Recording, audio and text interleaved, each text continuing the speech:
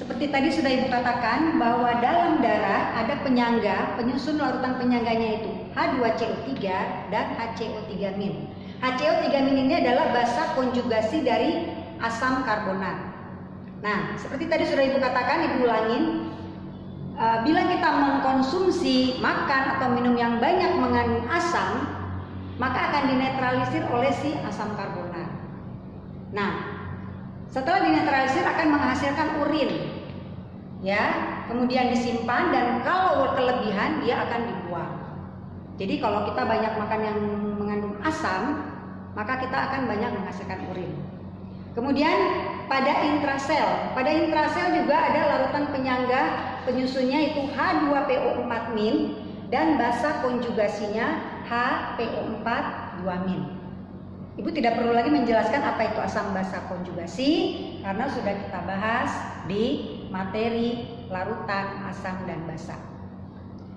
Kita lanjut ke komponen larutan penyangga. Nah, sekarang kita lihat komponen larutan penyangga ini. Larutan penyangga dibagi atas dua, larutan penyangga asam dan larutan penyangga basa. Yang pertama dulu ya, larutan penyangga asam. Ini bisa kita peroleh dengan dua cara. Yang pertama, asam lemah, misalnya Ha. Itu H-nya bisa macam-macam deh, pokoknya anionnya di belakang H, kalian sudah tahu ya. Asam lemah dengan garamnya, di mana garam ini menghasilkan ion amin yang merupakan basa konjugasi dari asam lemah tersebut. Contoh, larutan asam asetat direaksikan dengan larutan natrium asetat. Di sini komponen penyangganya adalah asam asetat dan basa konjugasi dari asam asetat, yaitu CH3COO-. Kemudian yang kedua, larutan asam karbonat direaksikan dengan larutan natrium karbonat. Komponen penyangganya di sini H2CO3 dan basa konjugasi dari H2CO3 yaitu HCO3-. Itu langkah yang pertama. Cara yang kedua, pertama tadi asam lemah dengan garamnya, kemudian yang kedua asam lemah dengan basa kuat, di mana asam lemahnya harus bersisa atau berlebih. Contoh, 100 ml larutan asam asetat 0,1 m direaksikan dengan 50 ml larutan NaOH 0,1 m. Ini dua kali larutannya salah. Kita hitung dulu milimolnya ya. Di sini 100 ml CH3COOH 0,1 m. Berarti jumlah molnya 100 kali 0,1 sama dengan 10 milimol. Kemudian 50 ml NaOH 0,1 m. Berarti jumlah molnya 50 kali 0,1 sama dengan 5 milimol.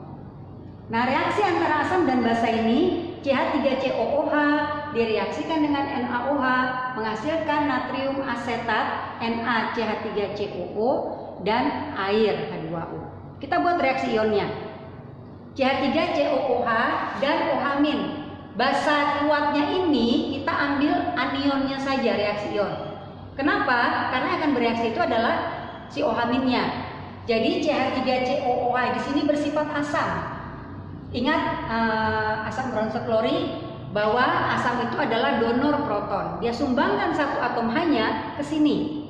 Sehingga ini menjadi basa konjugasinya menjadi CH3COO-. H+ yang disumbangkan oleh asam ke OH- membentuk molekul air. Ya, jadi di sini sebagai asam basa, ini sebagai basa konjugasinya. Tapi ingat tadi dikatakan asam lemah dan basa kuat, di mana asam lemahnya harus berlebih, bersisa. Di sini kan asamnya 10 milimol, asam asetatnya, NaOH-nya 5 milimol. Berarti kan di sini lebih banyak asam lemahnya kan? Nah, berarti ini merupakan larutan penyangga. Kita buat reaksinya di sini. Kita buat reaksi ionnya tadi CH3COOH dengan OH- menghasilkan CH3COO plus H2O. Pada awalnya ada 10 milimol asam asetat. Ada 5 milimol NaOH.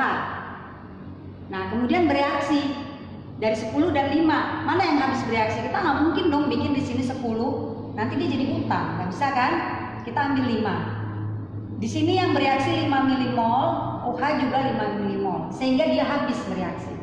5 milimol asam asetat habis bereaksi dengan 5 milimol OH, amin menghasilkan 5 milimol CH3COO-. Jadi di sini sisanya